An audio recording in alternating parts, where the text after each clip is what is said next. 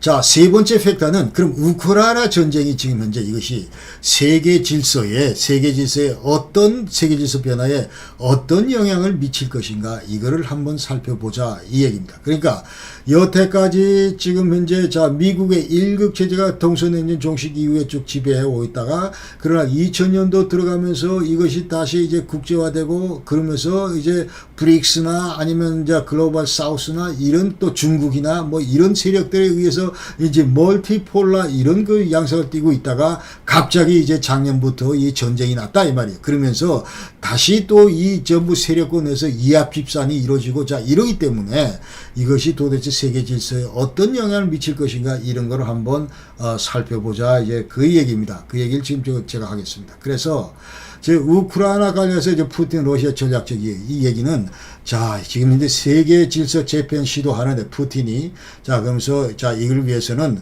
미국 반맛이었기 때문에 미국 일국 체제가 반맛이었기 때문에 자 이것을 이제 우리가 도전하는데 자 이걸 위해서 이제 제국주의를 부활시키고 그러면서 이제 우크라이나를 쳤다 이제 그 얘기예요. 그러면서 러시아가 인식하고 있는 우크라이나 전략 가치가 뭔가 이걸 우리가 살펴볼 필요가 있는데 자 이 얘기를 지금 현재 지미 카터 때 안보 보장을 했던 브레진스키가 지금 현재 얘기를 했습니다. 자 이걸 쭉 종합을 해보면은 우크라이나 자 이제 러시아 이 푸틴이 생각하는 이 우크라이나는 자 이거는 완전히 인위적인 국가다. 이거 자연스러운 그 민족 국가가 아니다. 이제 그 얘기를 하고 있는 거예요. 그러면서 이것이 이제 1917년 그 당시에 그 레닌이 자 이거를 얘들을 이제 민족 국가로 인정을 해 줬기 때문에 이제 사달이 났다 이런 얘기예요. 그러니까 사실은 얘들은 키예프 루스에 가면서 우리하고 똑같은 그 러시아 민족인데 괜히 그때 헛못이 들어가지고 완전히 바람이 들어가가지고 그 서방 그 바람이 들어가가지고 까부는데 거기에 동조를 그 멍청이 그 레닌이 동조를 했다. 그렇게 지금 푸틴은 얘기를 계속 하고 있는 거예요. 그러면서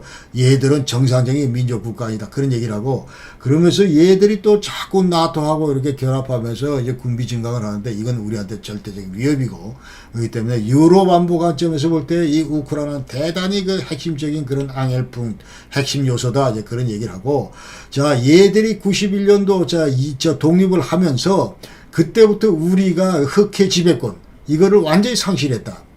얘들 독립하면서 그러면서 이제 오데사 이게 유일한 지중해 무역 관문인데 이것도 우리가 놓쳤고 그러면서 이제 우크라이나 없는 러시아 이거는 절대로 그 유라시아 제국을 내가 건설하는 게 꿈인데 이 꿈이 이루어질 수가 없다 이런 얘기를 이제 푸틴이 하는 거다 이 말이에요. 그 다음에 우크라이나 없이 러시아는 절대로 그 임파이어가 될 수 없다. 제국이 될 수가 없다. 이제 그 얘기를 이 브레진스키가 이제 하고 있는 거야. 그러면서 오네디 우크라이나 케네 루슬란이 비더 슈퍼막 페든 해서 우크라이나 없이는 러시아는 절대로 지금 슈퍼 파워가 될 수가 없다. 이제 그 얘기를 지금 현재 브레진스키가 하면서 자 우크라이나가 독립을 함으로써 예컨대 러시아는 지정학적 모든 이점을 전부 상실했다 그 얘기. 그러니까 우크라이나 전쟁 이거는 어떻게 보면 1991년 그 당시에 독립했을 때 그때부터 이거는 우리가 반드시 먹어야 되는 땅인데 자 그때 독립을 했는데 그때부터 이미 우크라이나 전쟁은 시작이 됐다 이렇게 우리가 얘기할 수 있다 이 말이에요. 자, 그런데 이제 미국의 이해를 보면은, 자, 우크라이나 어떤 형태의 독립국가를 유지를 해줘야 되고, 그 다음에 냉전 종식 이후에 30년 동안 공을 들였다. 그래서 우리 미국의 지배권 하에서 이제 모든 정책을 수행하면서 그 시도 때도 없이 이제 계속 그 나토에 가입시키려고 얘기를 했다네. 2000년대 중반부터. 자, 그 당시 부시 대통령이 2007년도에도 그렇고, 나토하고 조지아를 나토에 가입시키겠다. 뭐 이런 얘기해서 푸틴이 그때부터 완전히 돌아버린 건데. 자, 그렇고, 그러면서 이제 우리 국내에서도 신보수주의가 계속 목소리를 내는데, 이 사람들이 얘기하는 세계 질서 이걸 반드시 고착화시키겠다. 그래서 완전히 이 우크라이나는 우리 영향권 안에 두겠다. 이런 것들이 이제 미국의 그 이해다 그런 얘기. 그러니까 전략적 목표를 자세히 보면은 자 러시아를 이번 전쟁에서 이제 패망시키는 거다. 그리고 러시아의 그 리짐 체인지를 이루는 거다 이런 거고 자 젤렌스키는 자 우리 입맛에 딱 맞고 지금 너무 잘하고 있다. 그 얘기고 딱 그래서 우리가 우크라이나 이 젤렌스키한테 여러 가지 이제 돈도 주고 군사 정보도 제공하고 또 병사도 훈련시키면서 반드시 이 전쟁에서 우크라이나를 이기게 하겠다. 이제 승리하게 만들겠다. 이제 그런 게 이제 얘기다. 그러면서 미국은 자, 비록 전쟁은 안 끝났지만 이미 이제 미국이 이 전쟁 시작하면서 세웠던 그런 목표를 이미 달성했다. 그러니까 러시아는 완전히 약화 일로에 있다. 약화시키는 게 목표인데 약화 일로에 있고 그 다음에 모든 그 유럽 국가들이 전부 미국 뒤에 줄 서고 있다. 전부 가신으로 돌았다. 바살른으로 올래. 지금 현재 완전히 가신으로 돌았다. 그 얘기고 우크라이나로 완전히 미국 지배하에 있기 때문에 아주 그 만족스러운 상태다. 미국 입장에서. 그런 얘기.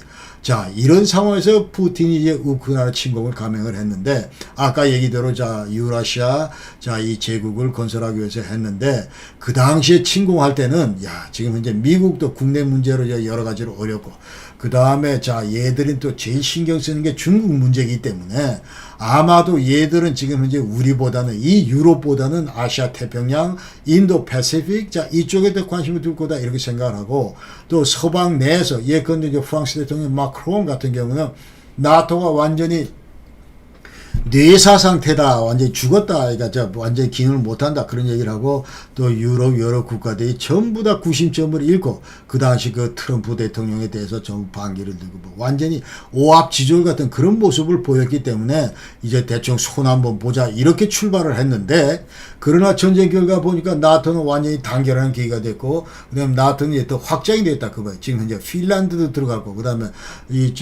스웨덴도 곧 들어갈 거고 그렇기 때문에 완전히 이제 스칸디나비아 반도까지 전부 다 이 나토의 이제 북부 완전히 동맹 이쪽 프론트를 구축을 하고 있다 그 말이죠. 그러면서 미국도 또 이제 떠난 줄 알았더니 유럽으로 다시 돌아왔다 그런 얘기고. 그러면서 이제 러시아나 유럽에 대해서 완전히 통제력을 상실하고, 그 다음에 이제 유일하게 손을 벌리는 게 이제 중국인데, 또 중국의 똘마니 역할을 하는 종속관계에 놓여 있는 그런 아주 비참한 처지로 전락하고 말았다. 이렇게 얘기할 수 있는 거예요. 그래서 우크라이나 전쟁이 이제 세계 질서의 연관성 같은 걸 볼 때, 자, 세계 질서가 아까 얘기대로 미국의 일극 체제가 2000년 되면서 다시 여기서 멀티폴라 시스템으로 바뀌고, 그러면서 이제, 자, 여기 브릭스가 나오고, 중국이 나오고, 글로벌 사우스가 나오고, 자, 이러면서 전부 세계 질서가 했는데, 이 우크라이나 전쟁이 터지면서, 이 전쟁하고 지금 모든 것들이 세계 질서가 연결되는 것 같다 그 말이에요. 그러니까 지금 현재 미국과 서방이 하나의 축이고 또 다른 축에 이제 러시아가 중국이 있는데 러시아 중국을 자세히 들여다보면 이거는 완전히 전체주의하는 그런 체제야. 이런 것들이 이제 입증이 돼 있고 자 거기에 맞서 싸우는 우크라이나 그 뒤에 서 있는 이제 서구 진영 미국 이런 것들이 완전히 그러니까 자유 진영 한쪽 그 다음에 전체주의하는 일제 진영 한쪽 이런 식으로 이제 전부 하기 때문에 이 우크라이나 전쟁이 자 세계 질서가 이렇게 바뀌었다 하는 것을 극명하게 우리한테 보여준다 이 말입니다. 그리고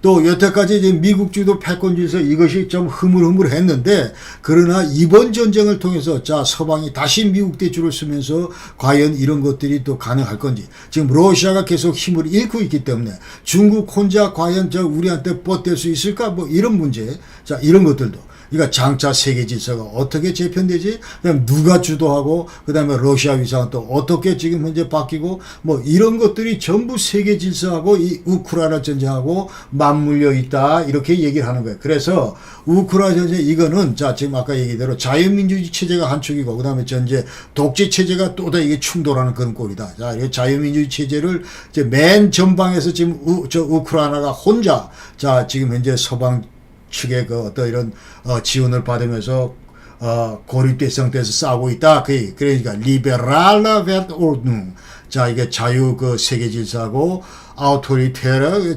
전체주의적인 뭐 그런 세계 질서하고 좀 충돌하고 있다.